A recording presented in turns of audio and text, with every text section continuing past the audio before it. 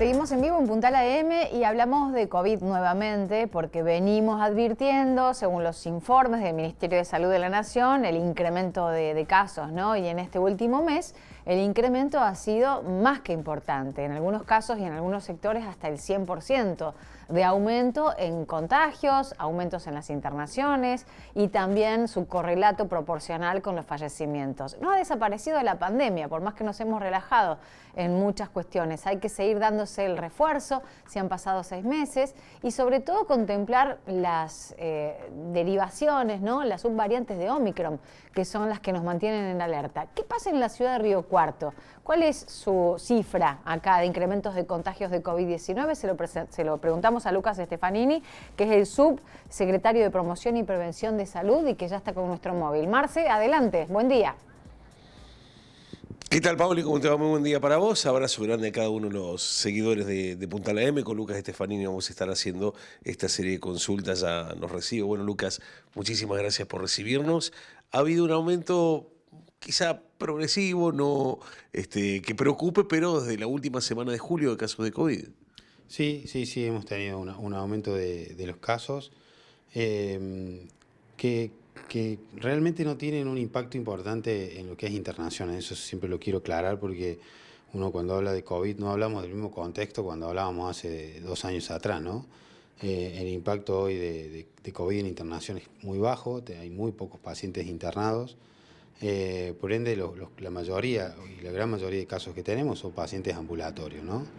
De casos que se permiten manejar en el ambulatorio. Por ende, bueno, la realidad nos dice que este virus va a ser parte digamos, de las infecciones respiratorias habituales que vamos a tener durante el año y por ende vamos a cursar en algunos momentos con más casos y otros con menos. Lucas, ¿cómo ha sido? A ver, voy desglosando. Tema testeo, la gente sigue testeando. Temas vacunas, sigue creciendo el aumento de las personas que se vacunen y un poco también es un salvoconducto para que no tengamos COVID. A ver, en cuanto al tema de los testeos, nosotros acá en la municipalidad nos quedamos con 2 operativos de testeos a la semana, a los cuales están yendo entre 10, 15 personas, a veces un poco más, a veces un poquito menos, pero ese es el promedio de hisopados que tenemos en ese lugar. Lo cual nos ayuda mucho a ir evaluando cómo se va comportando el virus, ¿no? Porque en ese contexto es donde vamos viendo los positivos que se van dando y vamos viendo cómo se va comportando la enfermedad. Nos sirve para eso.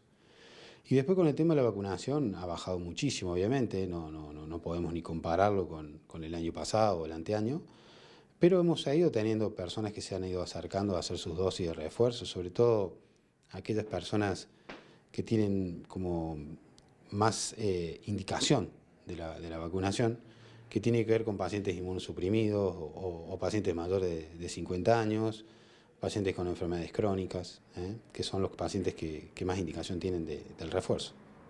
¿Cómo ha sido el comportamiento, ahora al revés, ¿no? Tantos años, casi 3, diría, de pandemia, del resto de las afecciones respiratorias? Porque mucho hablamos de COVID y dejamos de lado, como efecto colateral, el resto de enfermedades respiratorias. ¿Cómo el comportamiento hoy?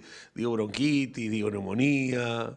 Bueno, no sé si se acuerdan ustedes que ahí por principio de año, marzo, abril, tuvimos un brote, y mayo, tuvimos un brote de bronquiolitis en niños menores, que ese brote se superó. En algún momento también tuvimos aumento de infecciones respiratorias por estreptococo en niños, sobre todo en faringe, que ese fue un brote que también se superó. Lo que no hemos tenido un aumento considerable por el momento son de casos de gripe, ¿sí? La gripe de este año se ha mantenido en niveles habituales y no hemos tenido, digamos, alarma en ese sentido.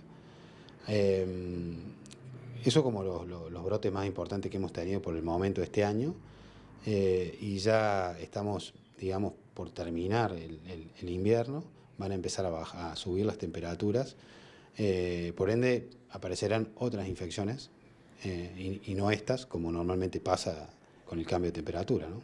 Bueno, época de alérgicos también, a tener en cuenta. Por supuesto, primavera, cambio de temperatura, vientos, ¿no?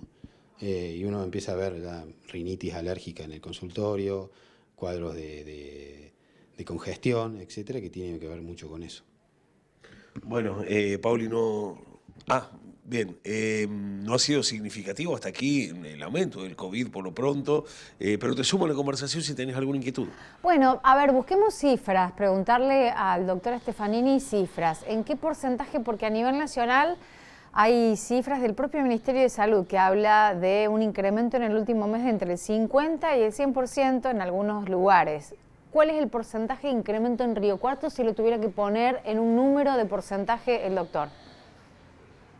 Bien, nos preguntaba Pauli que en algunas cifras fluctúan, en el resto del país entre un 50 y un 100%, desde fines de julio hasta acá, el aumento de casos de COVID en Río Cuarto. ¿Hay un número, hay una estimación? Mirá, lo que pasa es que cuando hablamos de porcentaje, hablas de 100% y hablas de pasar a tener 1 a 2 casos. Entonces, claro, a veces el porcentaje, digamos, no ejemplifica bien la realidad.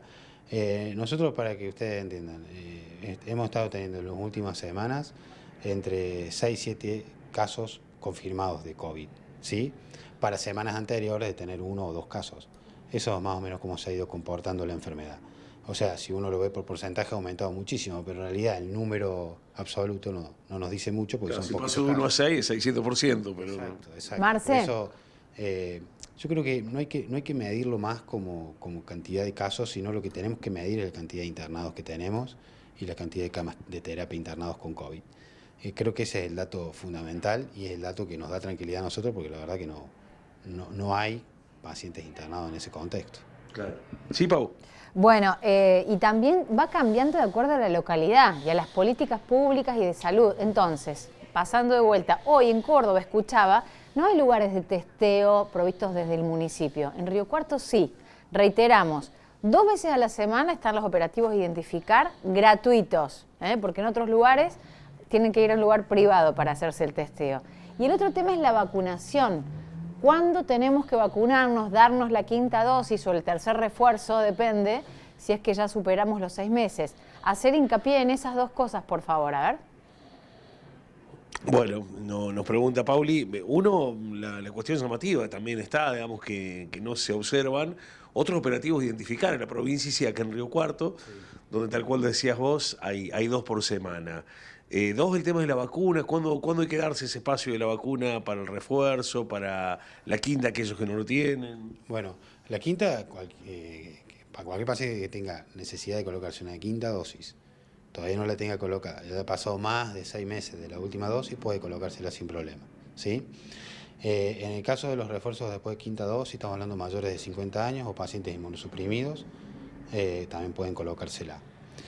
Y en cuanto a por qué seguir con estos de identificar que hemos estado haciendo, un poco por necesidad, porque todavía hay algunos sanatorios, hospitales, etcétera, que piden todavía el hisopado para algunas cirugías, para algunos trámites, para algunos estudios diagnósticos. Entonces, también hemos decidido dejarlo por eso, para tener la posibilidad de que gente que no puede pagar o su obra social no le cubre ese estudio para poder hacerse ese procedimiento que necesita, lo puede hacer de manera gratuita. Y otro lado, porque nos sirve a nosotros de una manera, de un punto de vista epidemiológico, para ver el comportamiento del virus, ¿no? Bien. Pau, ¿alguna otra inquietud? Las vacunas son todas las bivalentes acá también, ¿no? En Río Cuarto.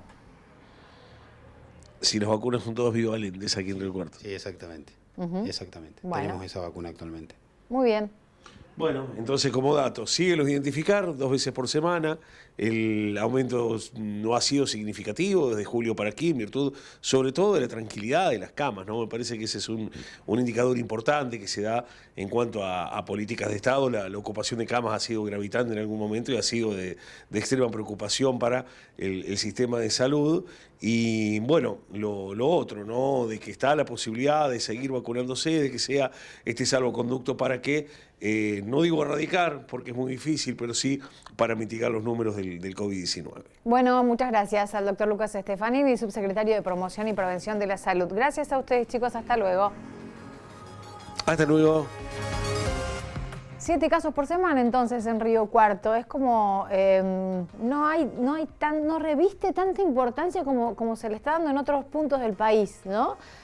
Incluso se estaba tratando de buscar la campaña de nuevo de la vacunación, porque es como que hay un relajamiento en la población, como que bueno, el COVID ya estaría superado, con lo cual, bueno, la semana pasada hablábamos con el infectólogo Hugo Pizzi, tratando él mismo, ¿no? Tratando de hacer un poco de historia y de valorar, ¿no?, la importancia del COVID y la mutación de la variante Omicron con sus sobrinas, como se llama, por ejemplo, la Eris, que tienen algún grado de complicación, y por eso es importante ponerse el refuerzo de la vacuna bivalente, porque cubre las subvariantes de Omicron, que son no peligrosas, pero sí de interés, como fue descrita por la OMS. Por eso hay que vacunarse y mantener el esquema completo.